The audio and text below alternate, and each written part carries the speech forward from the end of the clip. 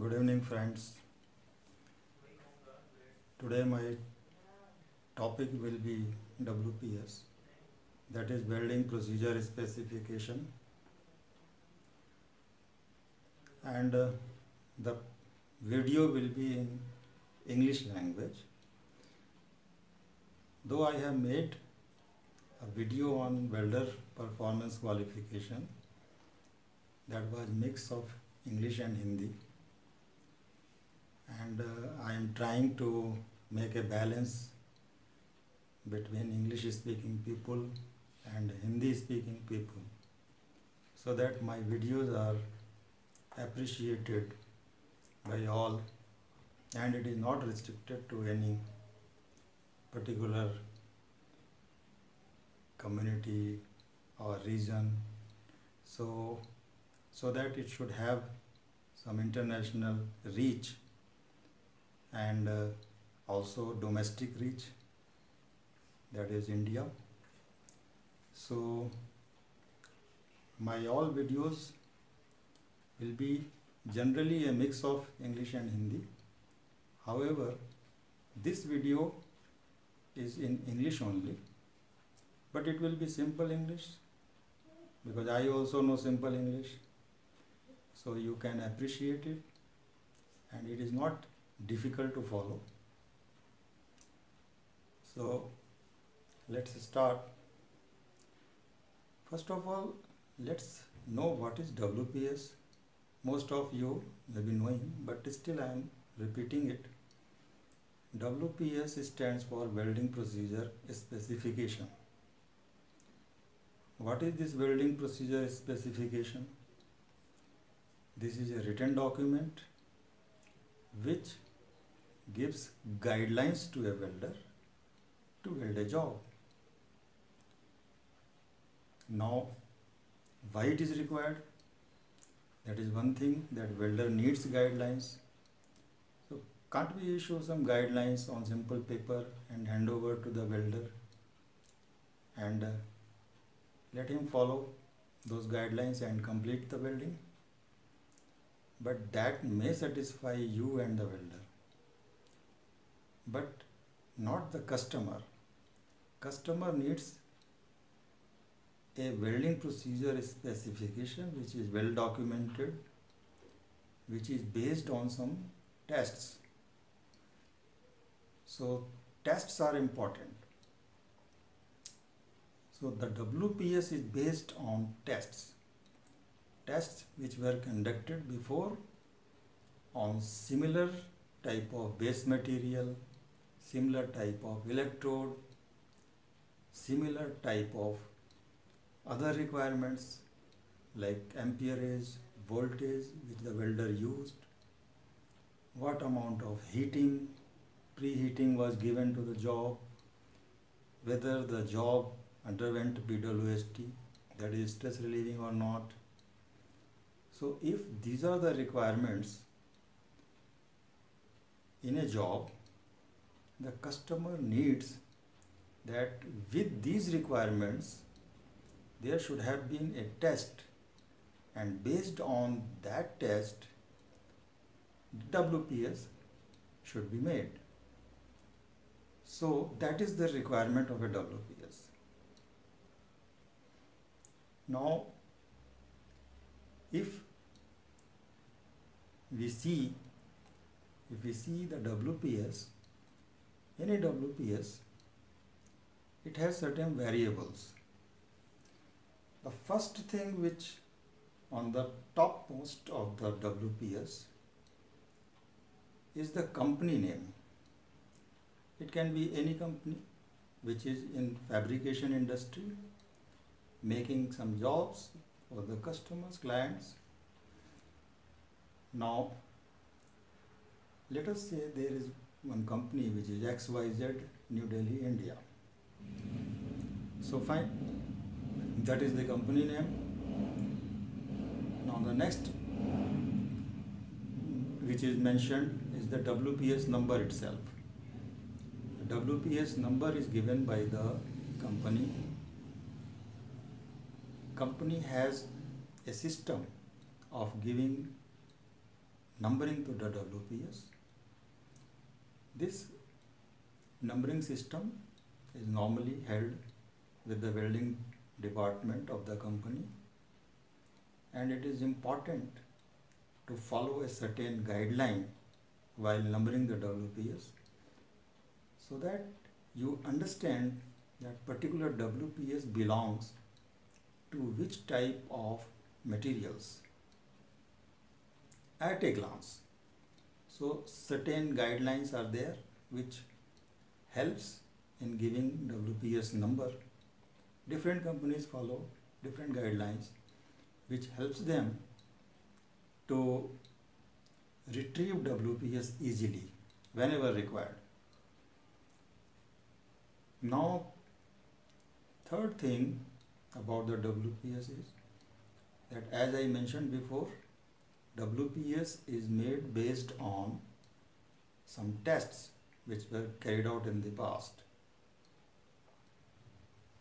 So those tests are recorded in a document which is called PQR. PQR stands for Procedure Qualification Record. Again, that PQR which was carried out before has the numbering system similar to WPS numbering system. It has also a numbering system and the date. So based on this PQR which was carried out before making WPS, this WPS was generated. Now, next variable which is in the WPS is welding process. Welding process, you know, it can be SMAW, FCAW, SAW, GTAW, stud welding, electroslag welding, ESW. So there are so many processes. So what is the process in this welding procedure specification? That is SMAW, type manual. So these are the general parameters, general variables which a WPS should carry. Joint. The joint you can mention in the WPS as per the requirements of the job, or to help a welder you can draw a diagram similar to the joint which he is required to weld on the job. So a simple diagram giving the indication of what type of joint he is required to weld, what is the thickness, whether after completing one side he should do the other side also, then some instruction like grind and re-weld. So these all details can be given under the variable joint. Next variable is base metal. Base metal in this WPS is mentioned P number 1, group number 1 to P number 1, group number 1. You know, P number 1, group number 1 is a carbon steel.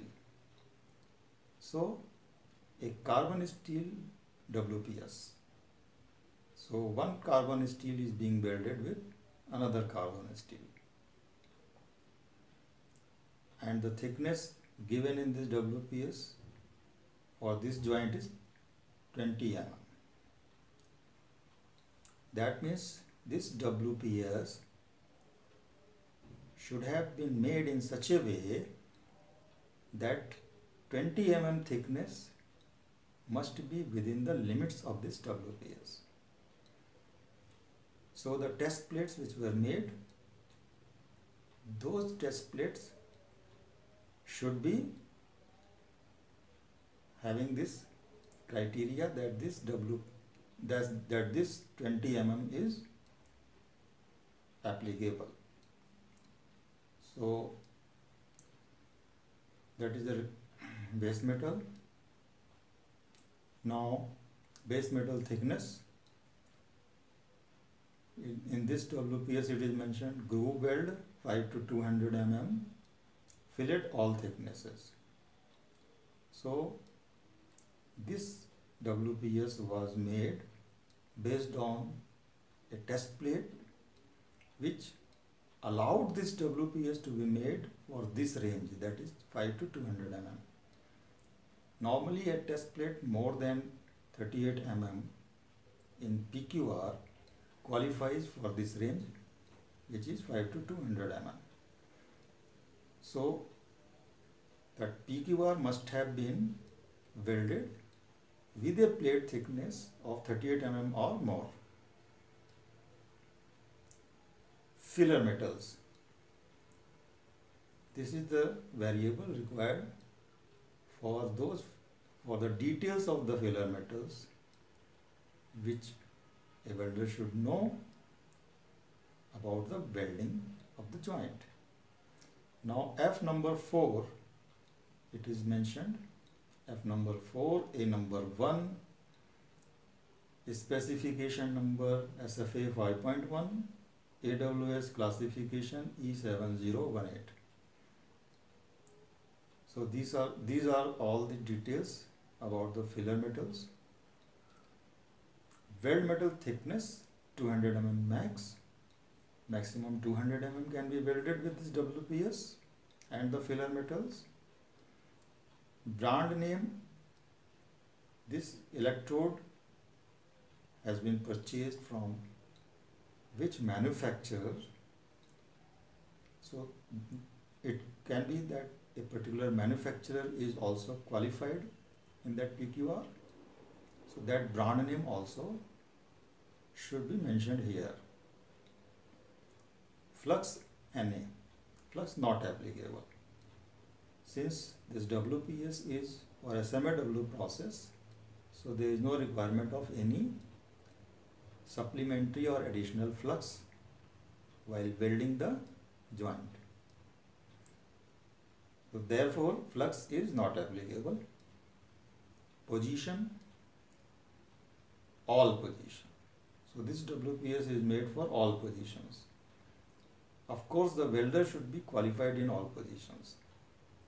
Then only if the job which he is attempting and it requires the welder to weld in all positions, he should be qualified in all positions.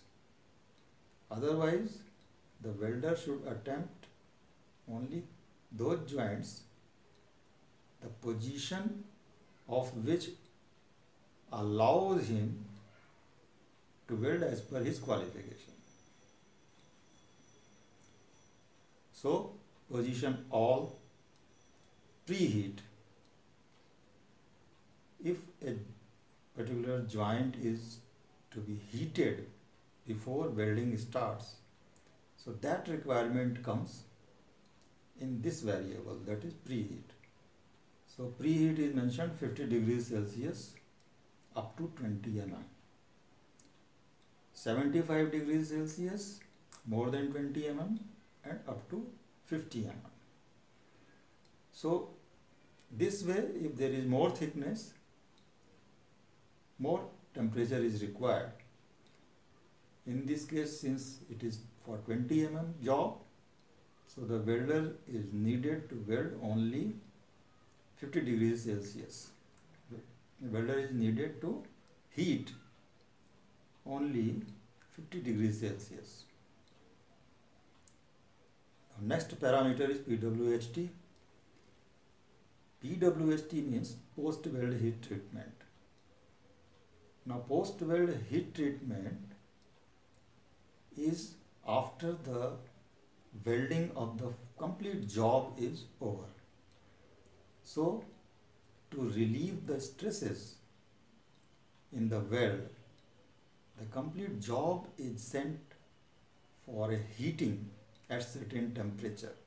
It is held at that temperature for certain duration and then it is allowed to cool. This procedure is called PWHT. PWHT is a very wide subject in itself, and again it will need a separate video, and I will make it. So PWHT here is 600 to 610 degrees Celsius temperature for 30 minutes. So this is the requirement, that this job, which is 20 mm thick, should undergo PWHT for 600 to 610 degrees Celsius for 30 minutes. The next parameter is gas. Gas is not applicable since SMAW does not require any gas for the protection of the weld. The flux of the electrode itself is sufficient to protect it from oxidation, so there is no need of any gas. Electrical characteristics. Electrical characteristics means what type of current will be used in this WPS, that is AC or DC. So in this WPS it is mentioned DC. What should be the polarity? It should be DCEP, that is reverse polarity, direct current electrode positive is called DCEP. It means the electrode holder should be connected with the positive terminal of the machine, and the job which is being welded should be connected with the negative terminal of the machine. Weld layer as per requirement, that means whatever is the thickness, so it will depend on thickness how many layers will be there, and then for each layer what are the parameters. So for layer wise it is not mentioned, it is only mentioned that electrode size having 3.15 mm should be given a current of 90 to 110 ampere and a voltage range 22 to 30, and travel speed 150 mm per minute minimum. That means if this electrode of 3.15 mm is used, so this parameter should be used. Similarly, if 4 mm thick electrode is used, the current range is 130 ampere to 160 ampere, and the voltage is in the range of 22 to 30, and travel speed should be 200 mm per minute minimum. And if 5 mm electrode is used, the current range is 180 to 240 ampere, voltage is 22 to 30, and travel speed should be 250 mm per minute minimum. So these are all the parameters about the controls of welding with the welding machine. That means when welder is welding, what parameters he will use depending on the electrode size. These details are mentioned in a tabulated form. Technique. Next parameter, stringer or weave. If there is a straight welding, then it is called stringer. If there is certain weaving allowed, then this weaving is also permitted in this WPS, yes, and it is 15 mm max.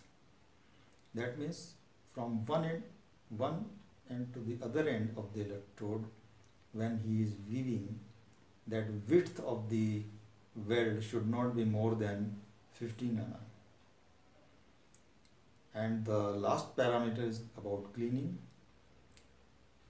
While welding, he requires to clean it after completing one pass or after using one electrode and starting the other electrode. So the welder cleans the weld. He removes the slag by either chipping hammer or brushing, or if there is some requirement, even grinding is permitted.